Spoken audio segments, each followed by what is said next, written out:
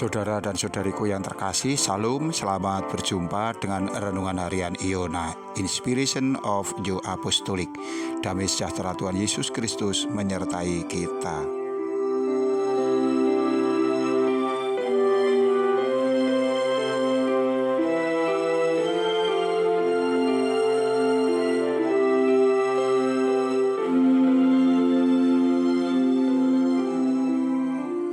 Kita akan membaca firman Tuhan dari Lukas 12 ayat 33 sampai dengan 34. Jualah segala milikmu dan berikanlah sedekah. Buatlah bagimu pundi-pundi yang tidak dapat menjadi tua, suatu harta di surga yang tidak akan habis, yang tidak dapat didekati pencuri, dan yang tidak dirusakkan ngengat. Karena di mana hartamu berada, di situ juga hatimu berada.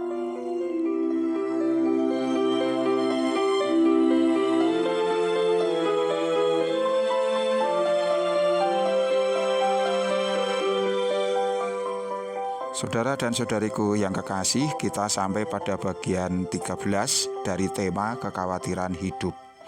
Pada ayat 33 ada satu perintah Allah yang cukup mengagetkan kita. Yesus memerintahkan, jualah segala milikmu. Mengapa tiba-tiba Tuhan menyuruh kita untuk menjual segala milik kita? Kalau segala yang ada pada kita harus kita jual, lalu bagaimana kita hidup? Bukankah kita masih butuh makan, masih memerlukan pakaian, harus ada tempat tinggal untuk kita berteduh dan berlindung?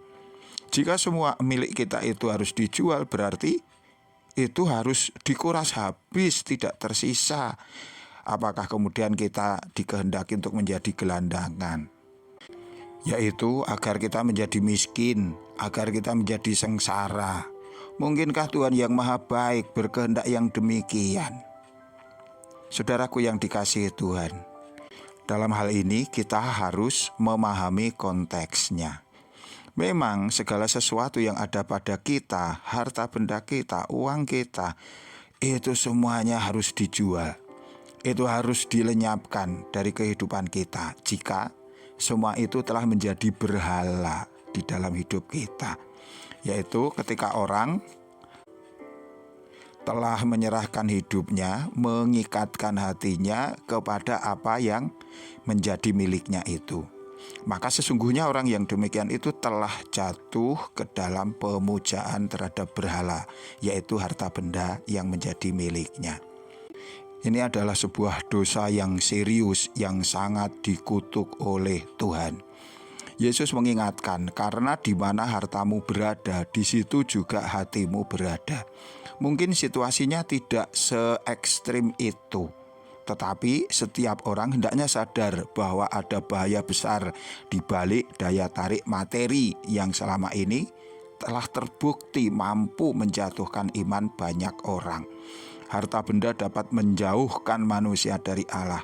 Daya tarik duniawi dapat mengubah orang yang semula percaya menjadi kafir.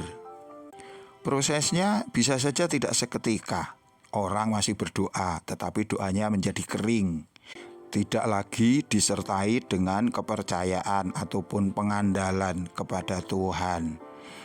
Melainkan sebenarnya mereka lebih percaya pada kekuatan materi yang di situ ia merasa telah dapat melindunginya selama ini, telah menjadi jalan keluar atas segala masalahnya. Atau orang masih mau mendengarkan khotbah, tetapi telinganya menjadi tidak peka ketika dihimbau untuk mendahulukan kerajaan Allah, untuk dia peduli kepada hidupnya yang akan datang, bukan hanya mengikuti kesenangan-kesenangan duniawi. Orang mungkin masih berkurban, tetapi kurbannya selalu disertai dengan tuntutan-tuntutan agar Tuhan menggantinya dengan berkat-berkat yang berlipat, berkat-berkat jasmani yang menjadi keinginannya. Pada kondisi yang demikian, orang sebenarnya tidak lagi menyembah Tuhan yang mengaruniakan harta kepadanya, tetapi dia telah menyembah harta itu sendiri. Mereka lupa kepada Sang Pemberi dan lebih berfokus kepada pemberiannya saja. Dalam Injil Lukas pasal 16 ayat 13, Yesus menegaskan, kamu tidak dapat mengabdi kepada Allah dan kepada Mamon.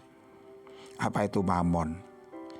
Mamon adalah segala sesuatu yang berhubungan dengan harta benda duniawi, khususnya uang. Ini adalah sesuatu yang paling sering digunakan oleh iblis untuk memikat hati manusia.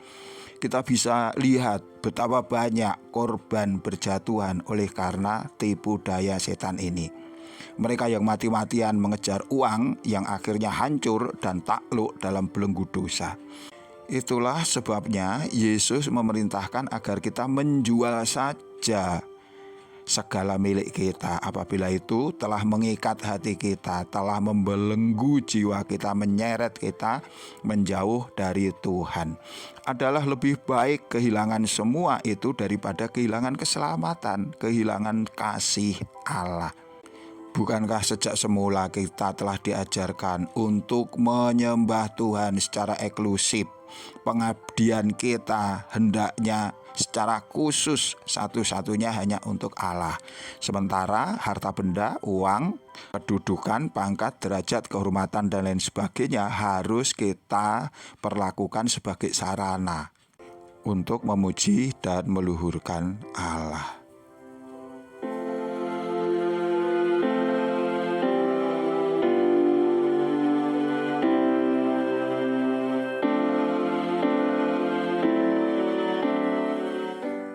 Saudaraku yang dikasihi Tuhan, dengan firman ini Tuhan sama sekali tidak ingin menggiring kita kepada hidup yang miskin, menderita, terlantar, dan lain sebagainya. Melainkan Yesus ingin memastikan bahwa jiwa kita tetap aman di tengah-tengah harta benda yang Tuhan titipkan kepada kita.